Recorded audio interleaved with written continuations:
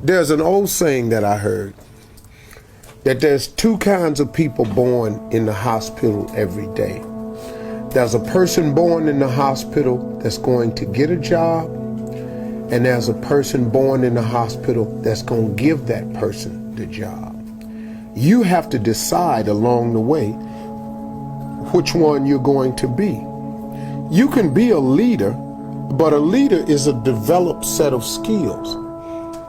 It's a developed set.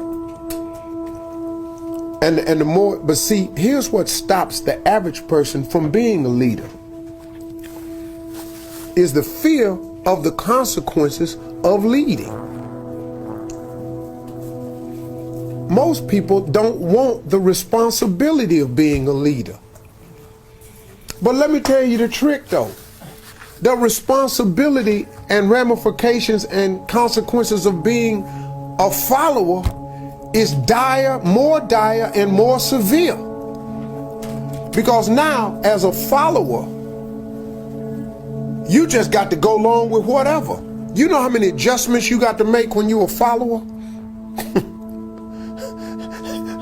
But the man come in and decide I'm having layoffs, and he hand you a slip and it's Christmas. What? That wasn't in your plans, but you decided you didn't want to be a leader, you want to be a follower. Now guess what? You got to deal with that. If I'm a leader and I own a company and the company start losing money, you think I'm fitting to not have my life?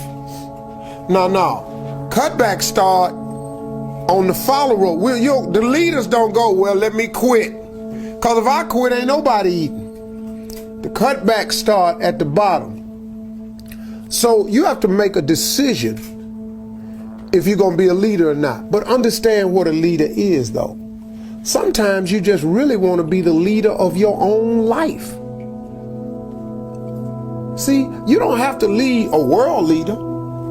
I have no aspirations of being Martin Luther King. I have no aspirations of being Gandhi. None whatsoever. I had really no aspirations of being the leader that I've become today. That I got young men listening to me that I wasn't even really counting on. I got dudes emailing me, man, running up to me, man, at Essence. This brother ran up to me and Terrence was stopping him from talking to me, and the big brother, about 300 some pounds, sweating, had a chef coat on, had a thermometer pen, sweating all over the place.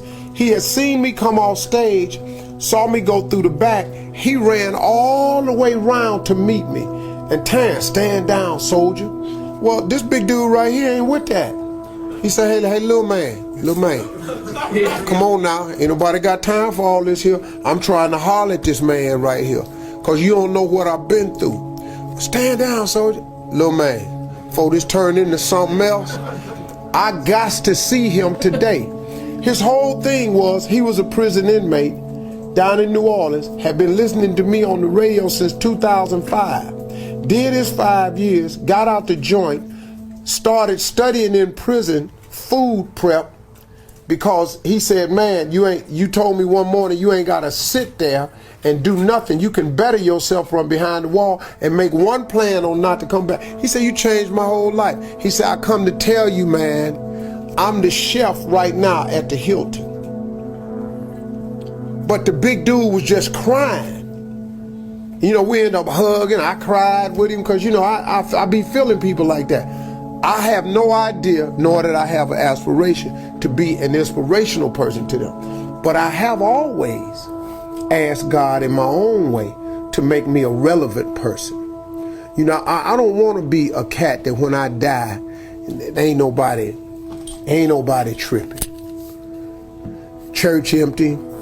Ain't nothing right here, because, you know, it's two things, you know, when a person dies, on their tombstone, there's a birth date, there's a dash, and then there's a date of your demise. And let me tell you something.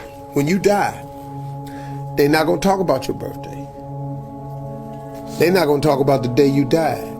The biggest conversation will be about that dash, that little dash. That's the life you lived in the middle of that date of birth and the date of demise.